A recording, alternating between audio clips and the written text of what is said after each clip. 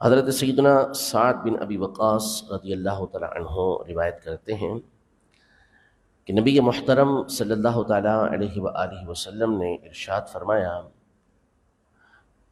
کہ میں مومن بندے کے لیے اللہ کی طرف سے جو قضا مقرر ہے، جو فیصلہ مقرر ہے، اس پر بڑا تعجب کرتا ہوں۔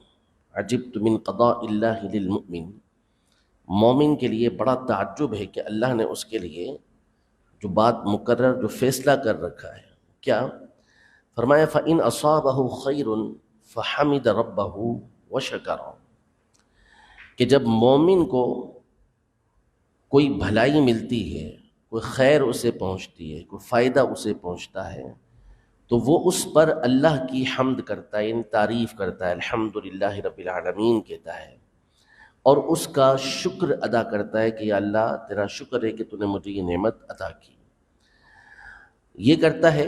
اور فرمایا وَإِنْ أَصَابَهُ شَرٌّ، اور اگر اسے کوئی برائی پہنچتی ہے، کوئی مشکل آتی ہے اسے، تو فَحَمِدَهُ، اس پر بھی وہ اللہ کی حمد کرتا ہے، وہ صبر، اور اس پر صبر کرتا ہے۔ اللہ مومن کو ہر معاملے کے اندر، مومن کے ہر معاملے میں اس کو اجر دیا جاتا ہے، حتیٰ کہ وہ لقمہ کہ جو وہ اپنے منہ میں ڈالتا ہے، دوسری روایت میں ہے حتیٰ کہ وہ لقمہ جو وہ اپنی بیوی کے منہ میں ڈالتا ہے، اس پر بھی اللہ پاک اجر عطا فرماتا ہے۔ یعنی بھلائی پہنچی، کوئی خیر پہنچی بندے کو، اس نے اللہ پاک کا شکر ادا کیا کہ یا اللہ تو ہی یہ نعمت دینے والا ہے، تیرا شکر ہے۔ پھر اس نعمت کو جہاں اللہ پاک خرچ کرنا پسند کرتا ہے کہ اس نعمت کو وہیں استعمال کیا جائے، بندہ اس نعمت کو وہیں استعمال کرتا ہے، اللہ پاک اس پر بھی اجر عطا فرماتا ہے۔ یعنی خیر دینے والی ذات بھی اللہ کی ہے، دینے والی ذات بھی اللہ کی ہے، حمد کی توفیق دینے والی ذات بھی اللہ پاک کی ہے، شکر کی توفیق دینے والی ذات بھی اللہ پاک کی ہے۔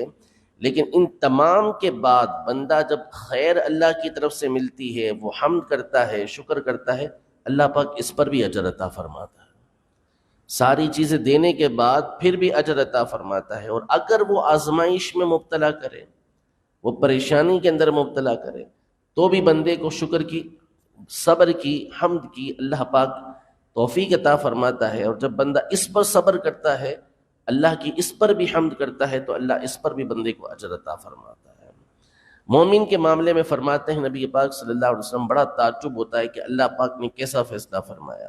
وہ ایک لقمہ اٹھا کر اپنے منہ میں ڈالے اچھی نیت کے ساتھ کہ اس لقمے سے قوت حاصل ہوگی، اللہ کی عبادت کروں گا، اللہ کے احکام پر عمل کروں گا، اللہ پاک اس پر بھی اجر عطا فرماتا ہے۔ اپنی اہلیہ، اپنی بیوی کے منہ کے اندر لقمہ رکھ رہا ہے، اس نیت کے ساتھ کہ اس کو خوش کرنا اللہ پاک کو پسند ہے، اس کے ساتھ حسن معاشرت کرنا، اچھا سلوک کرنا اللہ پاک کو پسند ہے۔ اب بندہ اپنی خواہش کے ساتھ اس کے منہ کے اندر لقمہ رکھ رہا ہے، اس کو ایک لقمہ کھلاتا ہے، اللہ پاک اس پر بھی اجر عطا فرماتا ہے۔ تو حمد اللہ پاک کی یہ ہر صورت میں کرتے رہنا چاہیے، جب موقع ملے لمحہ بلمحہ اللہ پاک کا شکر ادا کرنا چاہیے، تعریف کرنی چاہیے، اللہ تمام تعریفیں تیرے لیے ہیں، تیرا شکر ہے۔ حدیث مبارکہ ہے، سیدنا عبداللہ ابن عباس رضی اللہ تعالی عنہما روایت کرتے ہیں، نبی پاک صلی اللہ علیہ وسلم نے ارشاد فرمایا اول من یدعا الی الجنۃ الذین یحمدون اللہ فی السراء والضراء، یعنی قیامت کے دن سب سے پہلے جن لوگوں کو جنت کی طرف بلایا جائے گا، یہ وہ لوگ ہوں گے کہ جو تنگی میں بھی اور وسعت کے دنوں میں بھی، آسانی کے دنوں میں بھی اللہ کی حمد کرتے ہوں گے۔ مصیبت میں، تنگی میں اور کشادگی والے دنوں کے اندر ہر موقع پر اللہ کی حمد کرتے ہوں گے، ایسوں کو اللہ جل شانہ کی طرف سے سب سے پہلے جنت کے اندر بلایا جائے گا۔ تو اپنی عادت بنائیں اللہ تبارک و تعالیٰ کی حمد کرنے کی، الحمدللہ رب العالمین کہتے رہنے کی۔ اور یہ میں کئی مرتبہ بیان کر چکا ہوں کہ اللہ کا شکر یہ ایک حمد کی صورت ہوتی ہے، تعریف کی صورت ہوتی ہے، لیکن سب سے بڑھ کر جو اللہ پاک کا شکر ادا ہوتا ہے وہ اس طرح ہوتا ہے کہ جو نعمت اللہ پاک نے دی ہے اسے وہیں استعمال کیا جائے جہاں اس کا استعمال اللہ کو پسند ہے۔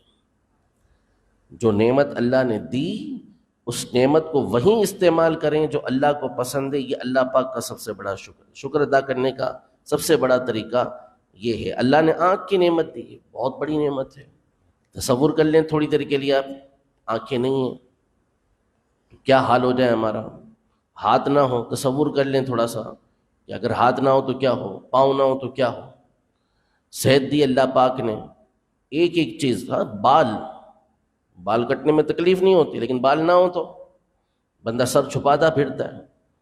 یعنی کتنی بڑی اللہ پاک کی یہ نعمت ہے۔ ایک ایک چیز کے اوپر بندہ غور کرتا چلا جائے تو اللہ کی نعمتیں اس کے سامنے آتی چلی جاتی ہیں۔ اب جس مقصد کے لیے اللہ پاک نے وہ نعمت دی وہیں اس کو استعمال کریں۔ آنکھ سے وہی دیکھیں جو اللہ پاک کو دیکھنا پسند ہے۔ آنکھ کو وہ دیکھنے سے بچائیں کہ جس کو دیکھنا اللہ پاک کو ناپسند ہے۔ یہ ہے اللہ پاک کی نعمت کا شکر ادا کرنا۔ زبان سے کہہ رہے ہیں اللہ تیرا بڑا شکر ہے، تو نے مجھے اتنا مال و دولت عطا فرمائے، لیکن اسی پیسے سے جا کے اللہ کی نافرمانی کی چیزیں خرید رہے ہیں، اسی رقم سے وہ کام کر رہے ہیں کہ جو اللہ پاک کو ناپسند ہے۔ تو یہ حقیقی شکر نہیں ہے۔ حقیقی شکر یہ تھا کہ اس رقم کو، اس مال کو وہاں خرچ کرتے کہ جہاں خرچ کرنا اللہ پاک کو پسند آتا۔ رب العزت جل وعلا ہم سب کو ہر حال میں اپنی حمد کرنے کی توفیق عطا فرمائے، شکر ادا کرنے کی توفیق عطا فرمائے۔ رمضان مبارک کا بابرکت مہینہ اور بڑی برکتوں والی گھڑیاں ہیں، اگرچہ کہ آہستہ آہستہ یہ ہر جگہ کا معمول ہوتا ہے کہ آنے والے کم ہوتے چلے جاتے ہیں، لیکن ایک حدیث مبارکہ جو ایام باقی ہیں اس پر عمل کرنے کی نیت کر لیں۔ بڑی خوبصورت حدیث پاک ہے۔ نبی پاک صلی اللہ علیہ وسلم نے ارشاد فرمایا، کلمتان حبیبتان الی الرحمن، اللہ کو دو کلمے بڑے پیارے ہیں، پڑھنے والا اللہ پاک کو بڑا پیارا ہوتا ہے۔ فرمایا خفیفتان علی اللسان ثقیلتان فی المیزان، زبان پر بڑی آسانی سے جاری ہو جاتے ہیں اور میزان عمل میں اس کا ثواب بہت زیادہ ہے۔ وہ دو کلمے ہیں، سبحان اللہ و بحمدہ سبحان اللہ العظیم، سبحان اللہ و بحمدہ سبحان اللہ العظیم۔ اس میں اللہ پاک کی تعریف اور حمد بھی موجود ہے۔ تو رمضان کے ان بابرکت لمحات میں نیت کر لیں کہ اس تسبیح کو انشاءاللہ کچھ نہ کچھ ہم دن بھر میں پڑھا کریں گے تاکہ اللہ پاک کی حمد بھی ہو اور ثواب بھی ملے۔ اللہ پاک ان تمام چیزوں پر ہمیں عمل کی توفیق عطا فرمائے، آمین بجاہ النبی الامین صلی اللہ تعالی علیہ وآلہ وسلم۔